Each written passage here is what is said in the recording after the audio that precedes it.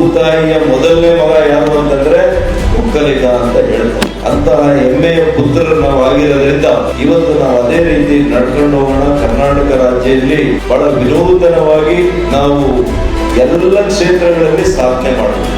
ಇವತ್ತು ನಾವೇನು ಕೃಷಿ ಮಾತ್ರ ಅಲ್ಲ, ಕೃಷಿಯಿಂದ ಇವತ್ತು ಜ್ಞಾನಪೀಠ ಪ್ರಶಸ್ತಿಯನ್ನು ತೆಗೆದುಕೊಂಡಂತಹ ಇವತ್ತು ನಮ್ಮ ಕೆ.ವಿ. ಪುಟ್ಟಪ್ಪನವರನ್ನ ನಾವು ನೆನೆಯಲೇಬೇಕು. ಯಾಕೆಂದ್ರೆ ಇವತ್ತು ವಿಶ್ವ ಮಾನವನ ಒಂದು ಪರಿಕಲ್ಪನೆಯನ್ನು ಹುಟ್ಟುಹಾಕಿದಂತ ಕೆ.ವಿ. ಪುಟ್ಟಪ್ಪನವರು ವಿಶ್ವ ಮಾನವ ಆ ಪರಿಕಲ್ಪನೆ ಏನಿದೆ ಅದರ ಯಥಾವತ್ತಾಗಿ ನಮ್ಮ ಪೂರ್ವಿಕರು ಒಕ್ಕಲುತನವನ್ನ ನಡೆಸ್ಕೊಂಡು ಬಂದಿದ್ದಾರೆ.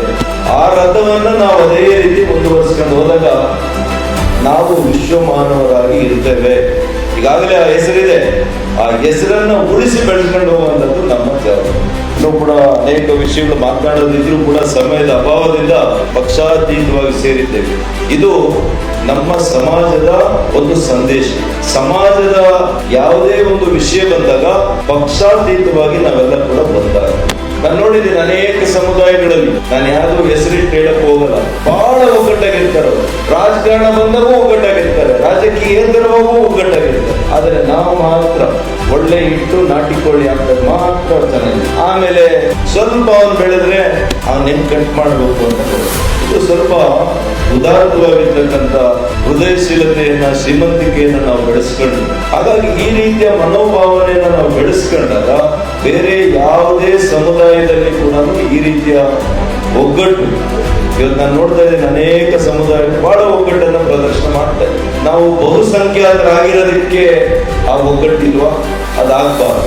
ಬಹುಸಂಖ್ಯಾತರು ಇರುವಂತ ಸಂದರ್ಭದಲ್ಲೇ ಹೆಚ್ಚು ಒಗ್ಗಟ್ಟನ್ನು ಪ್ರದರ್ಶನ ಮಾಡಿದಾಗ, ಸಂಘಟನೆಯನ್ನ ಪ್ರದರ್ಶನ ಮಾಡಿದಾಗ ಧೈರ್ಯ ಬರುತ್ತೆ, ಶಕ್ತಿ ಬರುತ್ತೆ.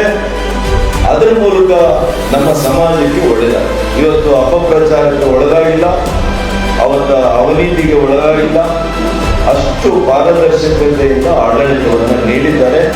ಅದಕ್ಕೆ ಇವತ್ತು ಕಾನೂನು ಕಾಲೇಜ್ ಆಗಿದೆ, ಅದೇ ರೀತಿ ವಸತಿ ನಿಲಯಗಳಿದೆ. ಇವತ್ತು ಒಕ್ಕಲುತನದ ಚರಿತ್ರೆ ಈ ನಾಡಿನ ಚರಿತ್ರೆ, ಕರ್ನಾಟಕದ ಚರಿತ್ರೆ, ಈ ದೇಶದ ಚರಿತ್ರೆ. ಇವತ್ತು ನಮ್ಮ ಸ್ವಾಮೀಜಿಯವರು ಇವತ್ತು ಪ್ರತಿಯೊಬ್ಬ ಒಕ್ಕಲಿಗನು ತಲೆ ಎತ್ತಿ ಹೆಮ್ಮೆಯಿಂದ ಇದು ನಮ್ಮ ಸಮಾಜ, ನಮ್ಮ ಮಠ ಅಂತ ಹೇಳುವಂತರ ಮಟ್ಟಿಗೆ ಇವತ್ತು ನಿರ್ಮಲಾನಂದ ಸ್ವಾಮೀಜಿಯವರು ಈ ಮಠವನ್ನ, ಈ ಸಮಾಜವನ್ನ ಮೇಲೆತ್ತಿ ಕೆಲಸ ಮಾಡ್ತಾರೆ. ಇವತ್ತು ನಮ್ಮ ಶ್ರೀ ಬಾಲಗಂಗಾಧರನಾಥ ಸ್ವಾಮೀಜಿಯ ಇವತ್ತು ವೈವೈಕ್ಯ ಮಂದಿರವನ್ನ ಮಾಡಿದ್ರು. ಆ ಮಂದಿರ ಉದ್ಘಾಟನೆಗೆ ನಮ್ಮ ಮಾನ್ಯ ಪ್ರಧಾನಮಂತ್ರಿಗಳು ನರೇಂದ್ರ ಮೋದಿಜಿಯವರನ್ನೇ ಕರೆಸಿ. ಇದು ಸುಲಭದ ಮಾತಲ್ಲ, ಇದು ನಮಗೆಲ್ಲ ಕೂಡ ಒಂದು ಭೂಷಣ, ಒಂದು ಹೆಮ್ಮೆ ಅಂತ